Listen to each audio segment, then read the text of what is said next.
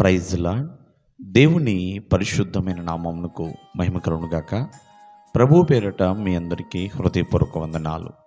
ఈ ఉదయకాలము దేవుని వాక్యాన్ని విందాం. సామెతలు 17వ అధ్యాయము 17వ వచనము. నిజమైన స్నేహితుడు విడువక ప్రేమించును, దురదశలో అట్టివాడు సహోదరుడుగా నుండును. ప్రేమినులరా, స్నేహితుడు మానవ జీవితంలో స్నేహం అనేది చాలా ప్రాముఖ్యమైనది. మనిషి ఏ వయస్సులో అయినా సరే స్నేహితులను కలిగి ఉంటాడు. స్త్రీ కావచ్చు, పురుషుడు కావచ్చు. మరి ప్రతి ఒక్కరు కూడా మరి చదువుకుంటున్న చదువులో కావచ్చు, చేస్తున్న పనిలో కావచ్చు, లేకపోతే ఇంటి దగ్గర కావచ్చు, ఇలా ఉద్యోగంలోనూ వ్యాపారంలోనూ ఇలా ఎంతోమందిని మనిషి తన జీవితంలో స్నేహితులను కలిగి ఉంటాడు.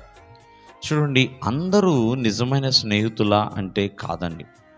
కొంతమంది స్నేహము స్వార్థపూరితముగా, మోసపూరితముగా ఉంటుంది. లేకపోతే హాని తలపెట్టడము కావచ్చు. ఇట్లా స్నేహం అనే ముసుగులో మోసం చేస్తూ ఉంటారు. ప్రేమిన వల్ల మరి నిజమైన స్నేహితుడైతే విడువక ప్రేమించువాడే. నిజమైన స్నేహితుడు ఎలాంటి వాడంటే కష్టమైన, నష్టమైన, బాధైన, వ్యాధైనా ఎల్లప్పుడూ కూడా తన స్నేహితుడిని విడిచిపెట్టడు, తోడుగా ఉంటాడు. తన స్నేహితుడి వెనకాలే ఉంటాడు, వెన్నంటుంటాడు నిజమైన స్నేహితుడు. అంతేకాకుండా ఆ నిజమైన స్నేహితుడు ఎప్పుడు కూడా తన స్నేహితుడిని ప్రేమిస్తాడు. తన స్నేహితుడి పట్ల ఒక ప్రేమ కలిగి ఉంటాడు. ప్రేమైన వాళ్ళరా, అంతేకాదు మనిషి జీవితంలో మహాదశతో పాటు దురదశలు కూడా రావచ్చు. అటువంటి దురదశలో వచ్చినప్పుడు ఆ స్నేహితుడు తోడుగా ఉంటాడు, అండగా ఉంటాడు. ఒక మాటలో చెప్పాలంటే సహోదరుడుగా ఉంటాడండి.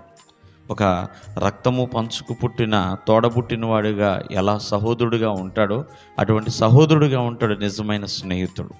కావున ఈ ఉదయకాలం ముందు ఆలోచించండి, మరి మీరు ఎవరితో స్నేహం చేస్తున్నారో, కానీ మీరు నిజమైన స్నేహితులేనా? నిజమైన స్నేహితులుగా జీవించగలుగుతున్నారా? ఆనాడు దావీదు, యోనాతాను మరి నిజమైన స్నేహితులు కానీ వాళ్ళు ఉన్నారండి. యోనాతాను దావీదును ప్రేమించాడండి. ప్రేమైన వాళ్ళరా, అబ్రహాము దేవునితో స్నేహం చేశాడు. అబ్రహాముని దేవుడు అంటూ ఉంటాడు, అబ్రహాము నా స్నేహితుడు అన్నట్లుగా.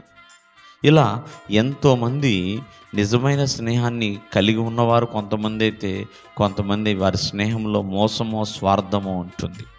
ప్రేమిన వల్లరా, మరి నజరేయుడైన యేసుక్రీస్తు వారు నిజమైన స్నేహితుడండి.